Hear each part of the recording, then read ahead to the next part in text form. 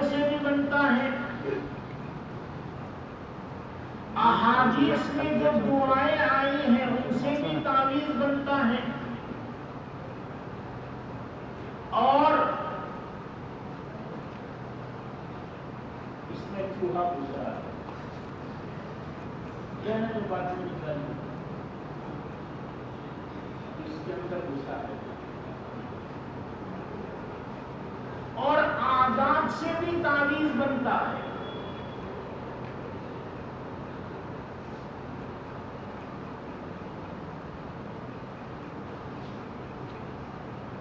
لوگوں کے احوال مختلف ہیں،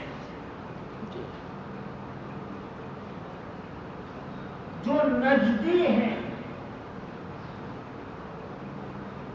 وہ تو علی الاطلاق حرام قرار دیتے ہیں لٹکانے کو، چاہے وہ قرآن کریم کی آیات سے بنایا گیا ہو، عادات سے بنایا گیا ہو، یا احادیث میں جو دعائیں آئی ہیں اس کا تعویذ بنایا گیا ہو، وہ مطلقاً منع کرتے ہیں۔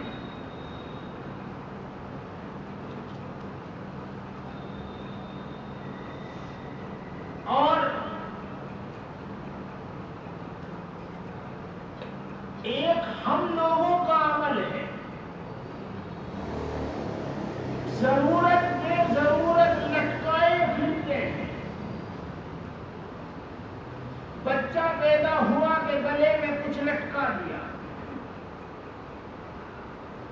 اور جب تک مرے گا نہیں اس کو نکالیں گے نہیں۔ یہ دونوں نظریے رونگ ہیں۔ یہ جو ہمارا طریقہ ہے کہ ہر وقت لٹکائے پھر رہے ہیں، ضرورت ہے یا نہیں ہے، یہ توکل کے منافی عمل ہے۔ گویا اس کو اللہ پر بھروسہ نہیں ہے، اس کا سارا بھروسہ اسی تعویذ پر ہے جو گلے میں لٹکا رکھا ہے، یہ مناسب طریقہ نہیں ہے۔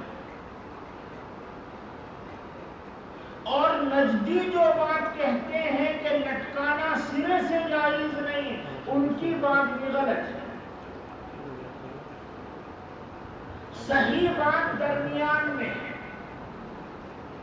وہ یہ ہے کہ اگر ضرورت ہو، واقعی ضرورت ہو، تو کوئی تعویذ پہن لینا یا گلے میں لٹکا لینا اس کی گنجائش ہے، مگر جب ضرورت ختم ہو جائے تو فوراً اس کو نکال دینا چاہیے۔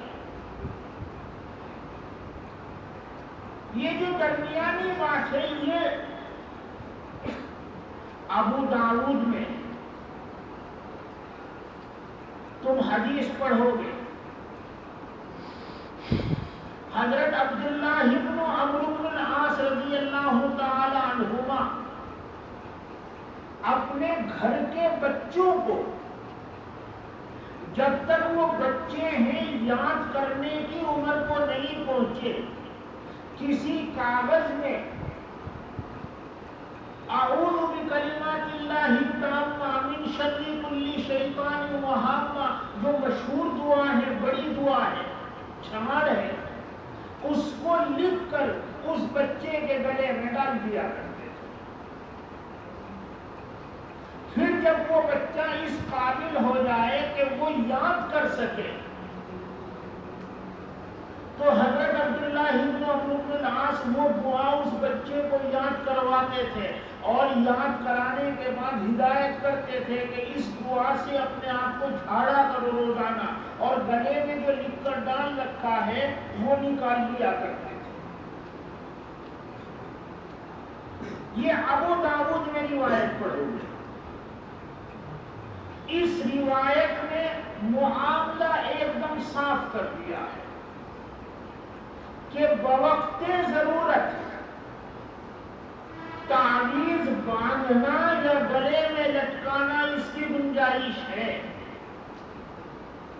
لیکن ضرورت پوری ہو جانے کے بعد اس تعویذ کو نکال لینا چاہیے۔ خواہ مخواہ ہمہ وقت باندھے رکھنا یا گلے میں ڈالے رکھنا یہ توکل کے منافی کی ہے یہ مناسب نہیں. بس نجدی جو کہتے ہیں کہ تعویذ لٹکانا درست ہی نہیں ہے، جائز ہی نہیں ہے، ان کی بات غلط ہے، اور ہمارا جو عمل ہے یہ توکل کے منافی ہے.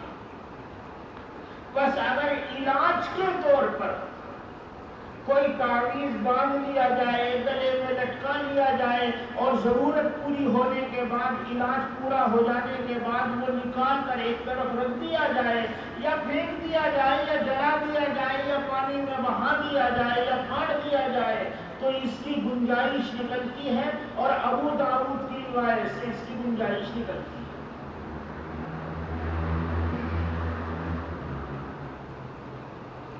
ابو داؤد میں یہ روایت بھی پڑھو گے. حضور اکرم صلی اللہ علیہ وسلم نے فرمایا ان الرقى والتمائم والتولة شرک، بے شک جھاڑ پھونک، رقا اور گھونگا، التولة، تمائم اور تسخیر شوہر کا عمل شرک ہے. ان الرقى والتمائم والتولة شرک، بے شک جھاڑ پھونک، جھاڑ پھونک تو آپ جانتے ہی ہو. حضور نے اس کو شرک کہا. کب؟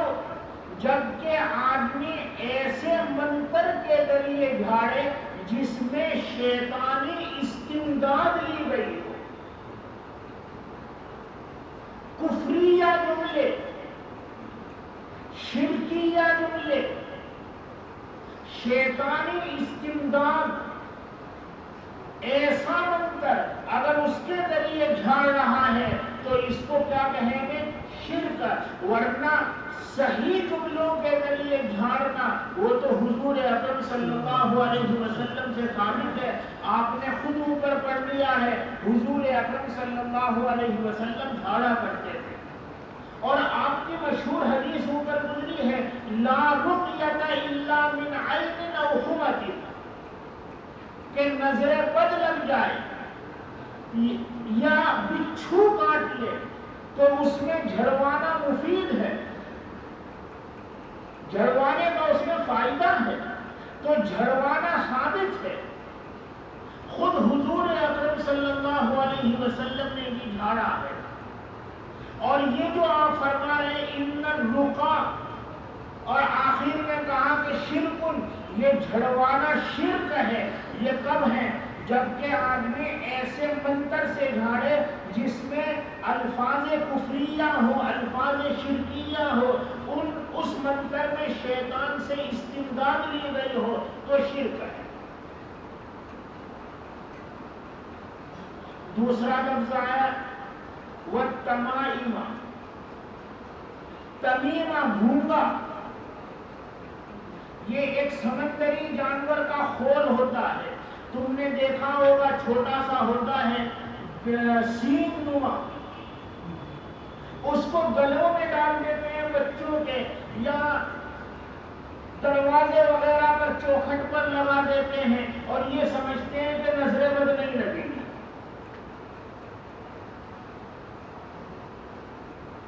ہمارے یہاں بھی دروازوں پر نیبو اور مرچ لگا دیتے ہیں. کھیت میں کیاری میں کوئی ہانڈی الٹ کے رکھ دیتے ہیں، ٹرک پر جوتا باندھ دیتے ہیں، اور لکھ دیتے ہیں بری نظر والے تیرا منہ کالا. یہ سب کے سب جو ٹوٹکے ہیں یہ تمائم کا مصداق ہے. تمائم کے، تمیمہ کے اصل معنی تو ہے گھونگا. گھونگا سمجھ گئے نہیں؟ دریائی جانور کا خول ہوتا ہے، اتنا چھوٹا ہوتا ہے، سینگ نما. مگر مراد ہے ٹوٹ کے. جیسے بچہ خوبصورت ہو تو اس کے تھوڑی پر کسی جگہ پر کچھ کالا کاجل وغیرہ لگا دیتے ہیں کہ نظر بد نہ لگے، یہ بھی ایک ٹوٹکا ہے. حضرت عثمان رضی اللہ تعالیٰ عنہ کی طرف منسوب کی جاتی ہے یہ بات کہ انہوں نے ایک خوبصورت بچہ دیکھا، اس کی ماں گود میں اٹھائے ہوئے تھی، تو حضرت عثمان نے فرمایا دسموا نونتہ کی لا تصیبہ العین، اس کی تھوڑی کو کالا کر دو تاکہ اس کو نظر بد نہ لگے. دسموا نونتہ کی لا تصیبہ العین، یہ حضرت عثمان رضی اللہ تعالیٰ عنہ کی طرف بات منسوب کی جاتی ہے، مگر یہ روایت آج تک ملی کسی کو نہیں. یعنی بس ایسی ہی بات ہے، کوئی معتبر بات نہیں ہے. اور یہ ساری باتیں ٹوٹکوں کے قبیل سے ہیں. اور تیسری چیز ہے التیوالہ. تیوالہ کا ترجمہ ہے شوہر کو مسخر کرنے کا عمل. بعض عورتیں عمل کرواتی ہیں جس کی وجہ سے شوہر ان کے کنٹرول میں رہے، یہ تیوالہ ہے. چونکہ یہ از قبیل جادو ہے، ایک طرح کا یہ جادو ہے، اس لیے حضور اکرم صلی اللہ علیہ وسلم نے فرمایا یہ سب شرک ہے. ان الرقا والتمائم والتیولۃ شرک.